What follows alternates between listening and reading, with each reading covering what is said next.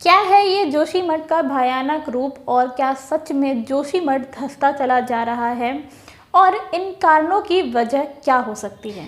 पहले बता दूं कि जोशीमठ उत्तराखंड के चमोली जिले में बसा है, जहां की आबादी 63,227 है और यह 1800 फीट ऊपर बसा है। यहाँ के रहने वाले लोगों के लिए एक बहुत बड़ी समस्या खड़ी हो गई है और इन्हें अपना घर छोड़कर कहीं और पलायन करना पड़ रहा है, जिनकी वजह है इनका धंसता हुआ घर। Land subsidise. लैंड सब्सिडाइज का मतलब है जमीन का धंसना।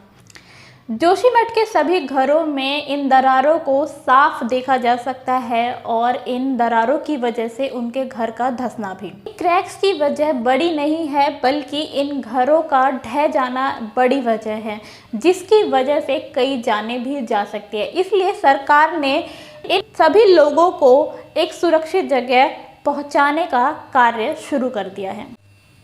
यहाँ 678 मकान है और 81 परिवार रहते हैं, जिसमें से 25,000 लोगों को इवैक्यूएट कर दिया गया है। लेकिन यहाँ के लोगों ने एक प्रोटेस्ट की जंग छेड़ दी है, जिसमें माउंट व्यू और होटल मलेरियन के मालिक सामने आए हैं। लेकिन होटल मलेरियन के मालिक ठाकुर सिंह राणा ने मीडिया को बताया कि उन्हें इसकी जानकारी पहले नहीं दी गई और किसी भी तरीके का नोटिस नहीं मिला, जिसकी वजह से उनका बहुत बड़ा नुकसान हुआ है और वो मुआवजे की मांग कर रहे हैं। यहाँ के लोकल्स ने अपने प्रोटेस्ट में मुआवजे की मांग तो रखी ही है, लेकिन उनका मानना है कि यहाँ पर एक प्रोग्राम चलाया जा रहा है, जिसकी वजह से उनके घर धंसते चले जा रहे हैं। ये programme hydro electric power project है। एनटीपीसी यानी National Thermal Power Corporation company, जिसका ये प्रोग्राम है, और लोकल्स का मानना है कि इस प्रोग्राम की वजह से उनके घरों में दरारें आई हैं, जिसे बंद कर देना चाहिए।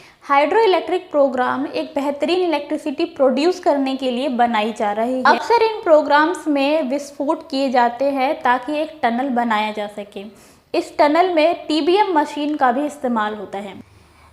इन विस्फोटों की वजह से कई तरह की दिक्कतों का सामना करना पड़ता है, जैसे कि landslide, wastage water and land subsidence.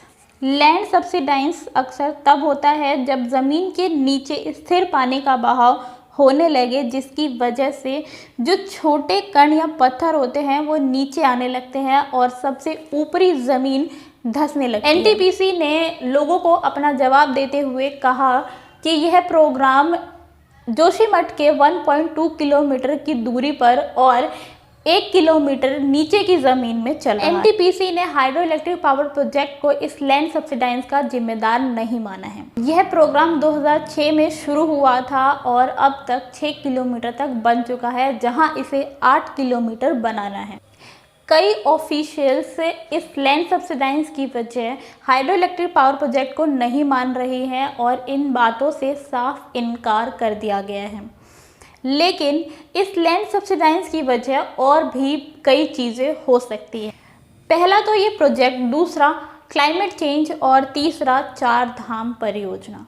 4 धाम परियोजना भी इस लैंड सब्सिडाइज की वजह हो सकती है, जो कि अभी रोड निर्माण में लगी हुई है। ये प्रोजेक्ट रोड कंस्ट्रक्शन और बाईपास कंस्ट्रक्शन पर बेस्ड है, जो कि एक हाईवे बनाने में जुटी हुई है और ये 4 धामों को कनेक्ट करेगी। ये प्रोग्राम 2016 में प्रधानमंत्री मोदी के द्वारा शुरू की गई थी।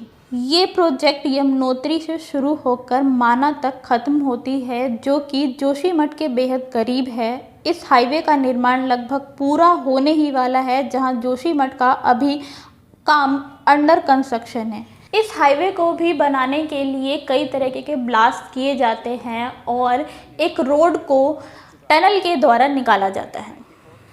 इस लैंड सब्सिडेंस की वजह एक क्लाइमेट चेंज भी हो सकता है, जो एक बड़े पहाड़ का हिस्सा टूटकर नीचे गिर जाता है और लोग वहां बस जाते हैं। यहाँ पर रेनी और स्नोइंग जैसा वेदर बना ही रहता है, जिसकी वजह से आसपास के पानी का भी फ्लो बढ़ जाता है। ज़मीन के नीचे का पानी ड्रेन होने लगता है और ज़मीन धंसनी शुरू हो जाती है। अब इस थ्योरी को साबित करना रिसर्चर्स का काम है और यहाँ पर एक बहुत अच्छी टीम भी बिठाई जा चुकी है। अब बात करते हैं हाइड्रो इलेक्ट्रिक पावर प्रोजेक्ट की। जिसे सुप्रीम कोर्ट के द्वारा 2 बार मना किया जा चुका था और तीसरी बार इसे मंजूरी मिली। इसे मना इसलिए किया गया क्योंकि ऐसे कई रिपोर्ट सामने आ चुके थे जिसे नज़रअंदाज नहीं किया जाना चाहिए था, लेकिन फिर भी किया गया। सबसे पुरानी रिपोर्ट 1976 में बनकर तैयार हुई, जिसमें साफ शब्दों में लिखा गया था कि जोशीमठ की क्या हालत है और कंस्ट्रक्शन की वजह से यहाँ कई जगह बर्बाद हो सकती है।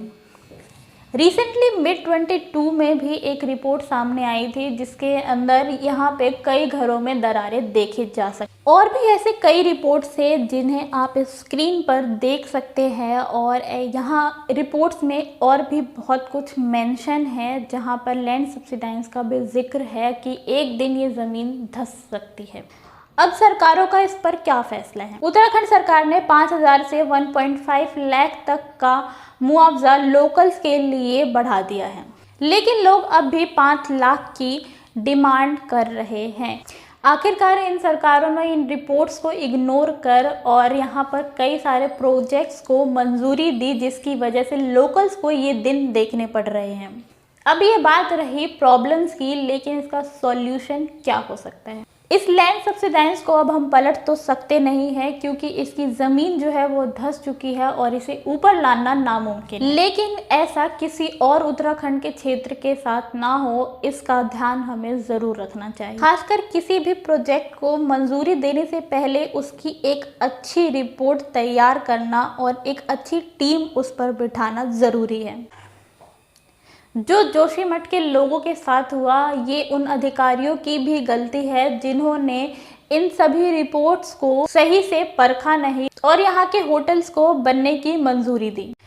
ऐसा घपला करने वाले अधिकारियों को जल्द से जल्द पकड़ना चाहिए और उनके ऊपर भी एक रिसर्च टीम बिठानी चाहिए ताकि उनकी गलतियों की सज़ा उन्हें मिले। हमारी सरकारों ने ऐसे कई एनवायरमेंटलिस्ट को भी रखा है जो कि सही रिपोर्ट्स तैयार करते हैं, लेकिन उनकी रिपोर्ट्स ने भी यहाँ पर बहुत ही बड़ा घपला किया है और उनकी जांच होनी चाहिए और लापरवाह कदमों को परख कर उसे सही करना चाहिए। इसरो रिपोर्ट की भी जांच करनी चाहिए और सरकारों को इस पर भी एक विचार रखना चाहिए। ये जो इंटेलिजेंट एजेंसीज हैं उन्हें भी इस रिपोर्ट में बढ़ चढ़कर हिस्सा लेना चाहिए और उत्तराखंड के और भी जो कई इलाके हैं उन्हें सुरक्षित करना चाहिए। एक इवैक्यूएशन टीम को भी रेडी रखना चाहिए क्योंकि इन मौक़ों पर कई हादसे भी हो सकते हैं और लैंड सब्सिडाइज जो है वो सिर्फ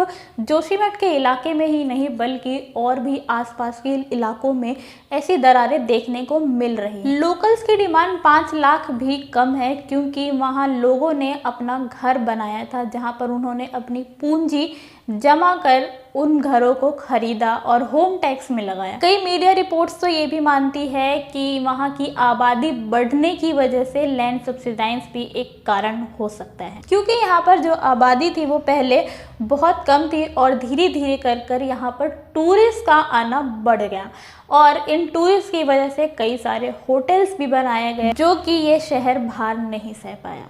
हमारी डेवलपमेंट वाली इच्छाओं की वजह से इन सभी चीज़ों का भुगतान भरना पड़ता है क्योंकि जो हम डेवलपमेंट सोचते हैं वो पहाड़ों में शायद मुमकिन बहुत कम हो जाता है, लेकिन फिर भी सरकारें और कई ऑफिशियल्स इसे मंजूरी देकर ज़बरदस्ती यहाँ टनल और रोड जैसे हाईवे वगैरह बनवाने की कोशिश में लगे रहते हैं। मैं मानती हूँ कि मानव विकास बहुत ज़रूरी है लेकिन इन शर्तों पर नहीं। बहुत बहुत शुक्रिया। शायद ये वीडियो आपको बहुत पसंद आई होगी और कई सारे इन्फॉर्मेशन भी आपको मिली होगी।